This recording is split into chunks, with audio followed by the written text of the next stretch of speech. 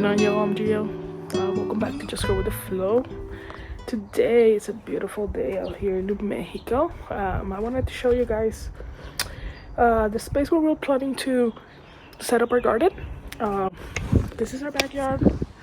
It's north facing, so we need to strategically place everything so it gets enough sun. We have this space here on the side of the house. We're planning on putting some pots on the side of the house and some like right there, and some and I'm planning to put some trellises. Yeah. You can also put some pots here, stuff that needs a little more sun. We don't have a lot of space compared to what we have back in San Diego, but I think we can have a pretty decent size garden here. We also have this covered patio where we will put some of the stuff that needs a little more shade.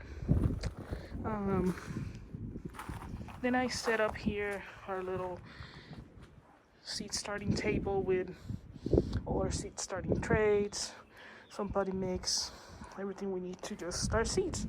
And very exciting, today we're gonna start some seeds, and I'm gonna show you guys our process and everything we do to start some seeds. Mostly we're gonna start tomatoes and peppers and some lettuces, see if we still have some time. So first I'm gonna show you guys the cells where we start our seeds. We have two main sizes. They're dirty, I need to clean them. This is the 6 cell, the smallest size.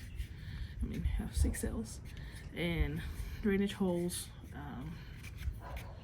We start here stuff that we need to transplant out kind of faster, stuff that doesn't need to grow before transplanting. So we start lettuces and, like I said, anything that we're gonna put in the garden right away. We also have this size where I like to plant the tomatoes, pepper, stuff that needs to get a little bigger before we transplant out. For these big ones, we have the strays. Just goes in here, and you bottom water. You have 2 trays. Put water here and bottom water the seedlings. You want to bottom water, that way the roots grow stronger, reaching down for the water. And then the other ones, we just have basic trays that the cells go in. So yeah, we're gonna start some seeds. All right guys, so I have my seed starting tray ready with all the cells on them.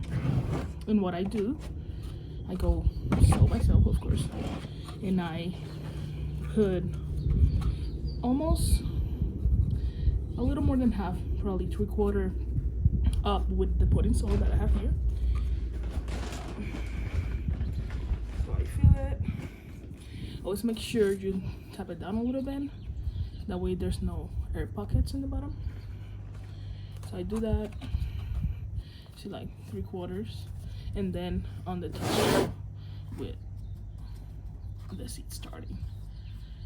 Then I don't top it all the way up because I do layer of like either vermiculite or perlite on the top. So this is how it looks. This is another one. 3/4 up and top it up with some seed starting mix. And we're gonna have to do that with all of the cells.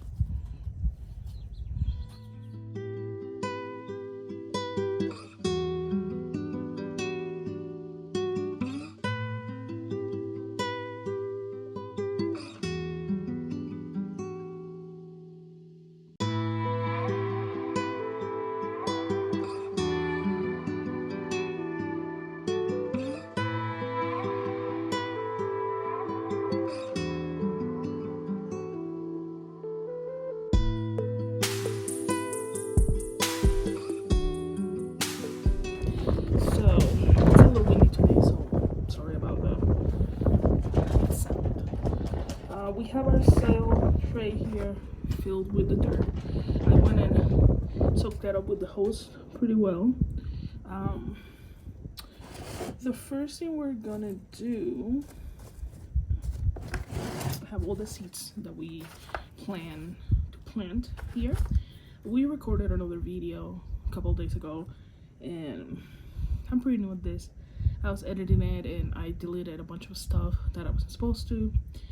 Long story short, we had to scratch that video, and I'm doing this video now.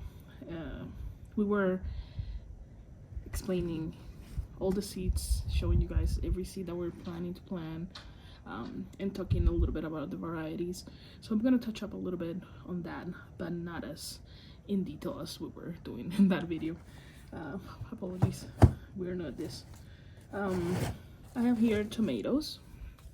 We have a few varieties that we picked. We always have a hard time choosing which tomatoes we're gonna plant. We have a lot of different varieties, and tomato is something that brings us a lot of joy to plant. So now that we had to downsize our garden, that was one of the hardest decisions we had to make. My dog is scratching the door. Stay. So we basically laid out all the tomatoes that we wanted to plant and narrowed it down to around 12 different types of tomatoes. That's also narrowing it down. Back in San Diego, we had, at least every year, we had probably like 20 different varieties. But we narrowed it down to 3 of the basic, like, smaller tomatoes, like cherry tomatoes. We have the white cherry tomato. This one, the flavor was really good. This was my pick. The green grape tomato, and the black cherry tomato. So those are the smallest ones we're gonna plant. And the way we do it,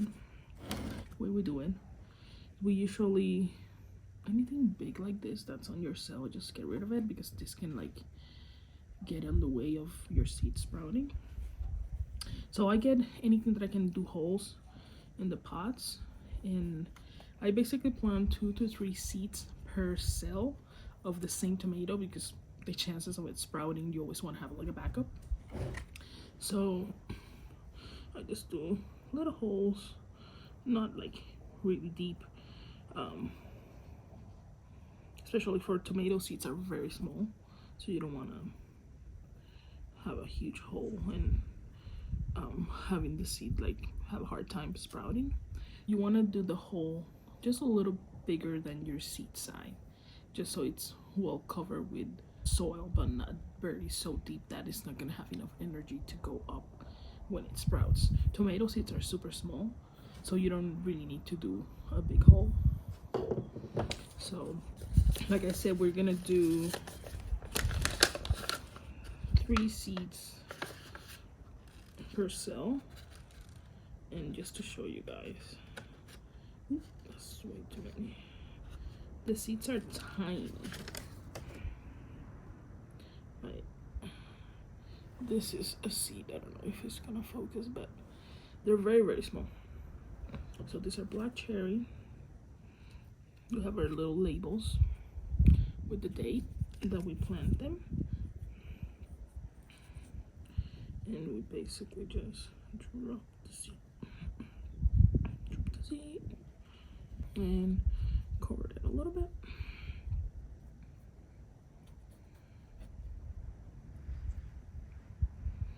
And then I have a little bit of vermiculite here, where we just go with a little bit and top it off.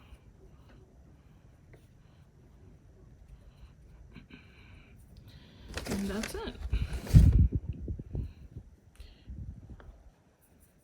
Then after I'm done planting all these seeds in this tray, then this is gonna go inside under grow lights that I'm gonna show you later. Now the green grape.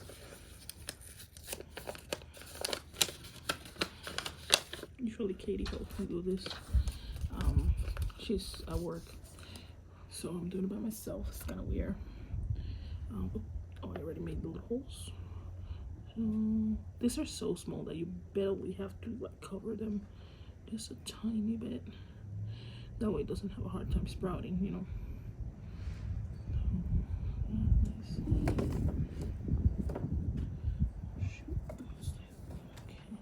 Okay. And the label. Some meteorite.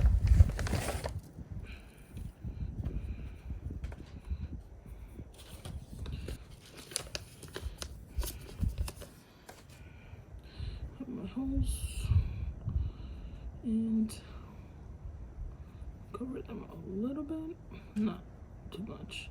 See this big piece? Just go in the garbage. And our label. Under meteorite. There you have it. Then I'm gonna show you guys all the varieties we have. Then I'm gonna finish planting this. We also gonna do some plum-sized tomatoes. This is my favorite tomato. It's called the Brat's Atomic Grape.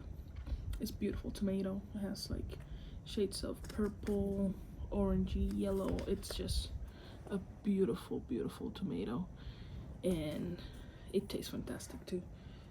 I will always have this tomato in my garden. It's my favorite. We also gonna do Berkeley tie-dye tomato. We never grown this before. We bought it in San Diego Seed Company, but we never grew it there. I think we bought it right before we moved. We moved here 7 months ago from San Diego, so we're gonna try this one. This we definitely grew last year. This is a blush tomato. It's great, produce a lot, very sweet. It's like this big, and it's also a must-have. It's great. So that's for, oh, one more. This is the last plum tomato we're gonna do. It is a Sunray Tomato. It's a little yellowish. I think we grew this before. Yes, we definitely did. It's really good too. Those are the plum tomatoes. We also gonna do a couple of paste tomatoes.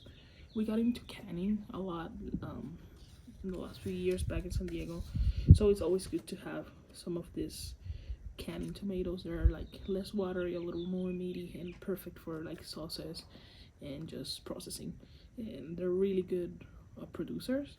So the first one is San Marzano. It's a really cool shaped tomato. It's like long, very, very good tomato, good producer. So we're gonna do this one as one of our canning tomatoes. And we had here the Amish paste. So this is really good for canning too.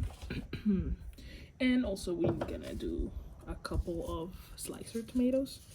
Slicers, since we have a little shorter season here, we have to be careful that we have enough time. We're a little late planting. It's already mid-April and we haven't planted seeds, but we're gonna try it. Whatever happens, happens, right? But the slicers, they take longer to ripen, and like it's a bigger fruit. So with the cherry tomatoes, you have a lot of smaller fruit, so it kind of ripens faster. And the slicers, on the other hand, need more time. So we're only gonna do two. We're gonna do the black thumb Tula. It's a really good, like purpley, beautiful tomato. Very sweet and meaty inside. So we're gonna do that one. And this is my favorite slicer. It's called the Big Rainbow Tomato. It's like orangey, yellowy, marbly tomato. It's very sweet and fruity. Tastes almost like pineapple. So I like fruity tomatoes. I don't know why, don't ask me. But yeah, that's it for tomatoes. We also have this are called ground cherries. They're look like a tomatillo with the little husk, but it's more a fruit. We grew it back in San Diego. It was the Grape, perfect garden snack. They have this little husk. They fall to the ground when they're ripe. Ground cherries. And we definitely need to grow these. We have a regular ground cherry. And we have a variety called Molly's. We grew both of them, they're pretty similar. This is the Aunt Molly. So yeah, this is all going in this tray, and then we're gonna move on to something else. Cheers, guys.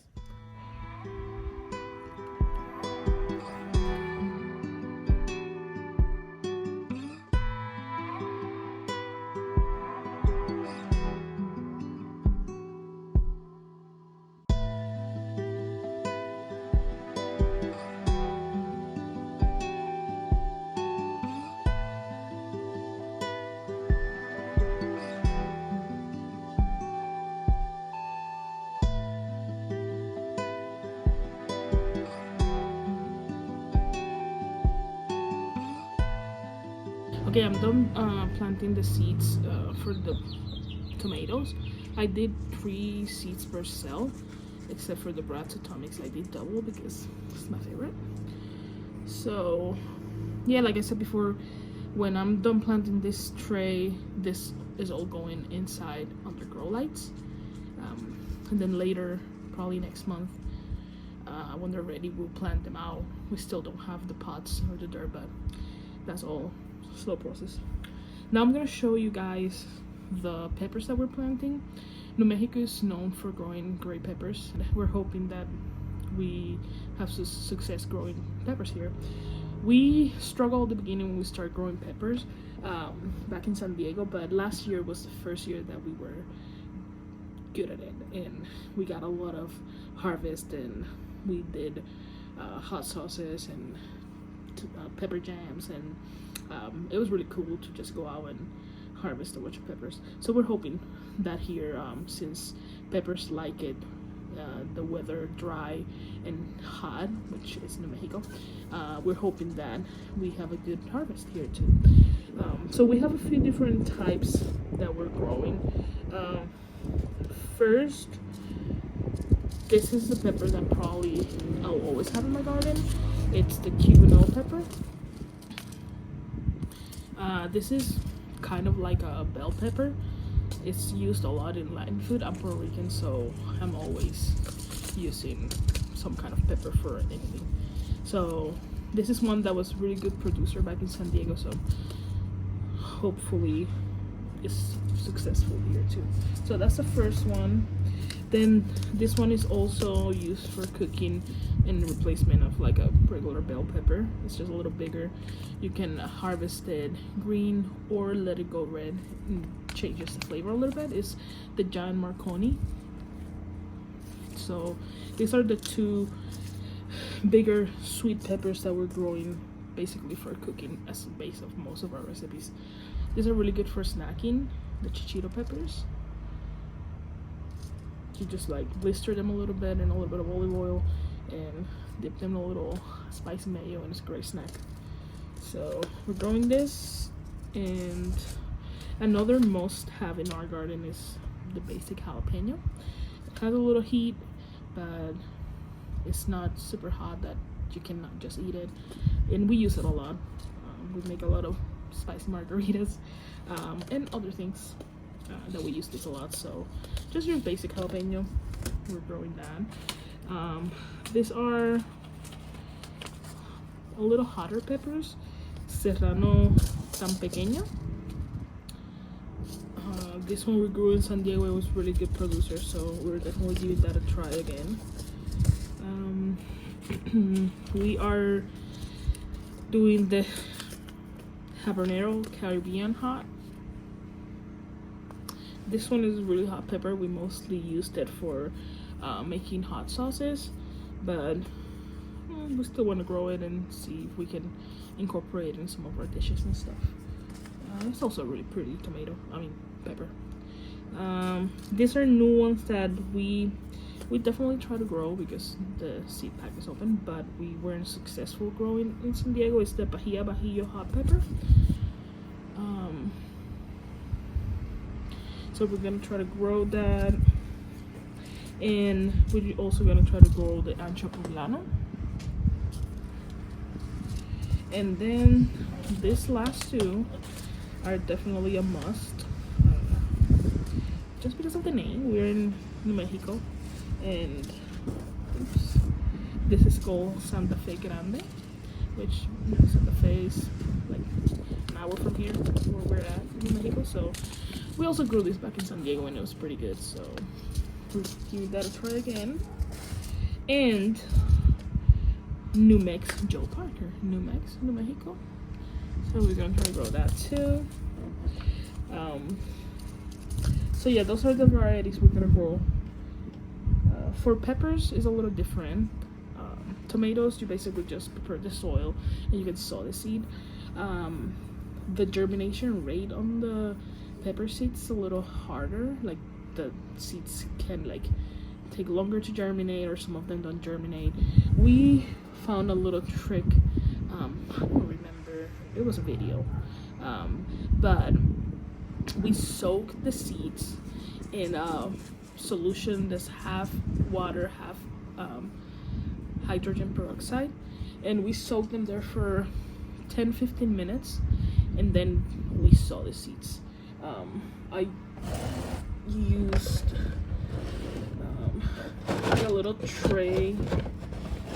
This is to make cookies, but I repurposed.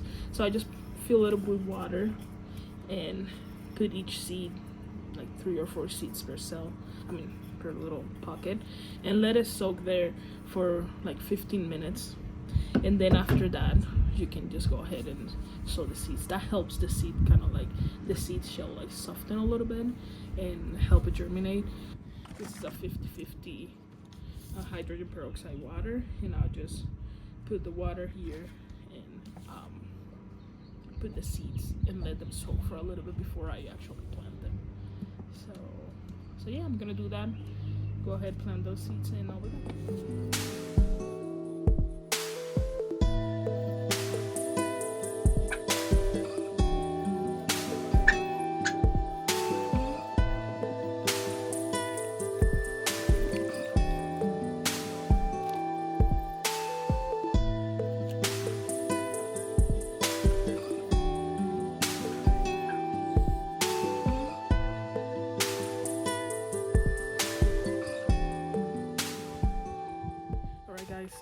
I already soaked the seeds. Now we're gonna plant them.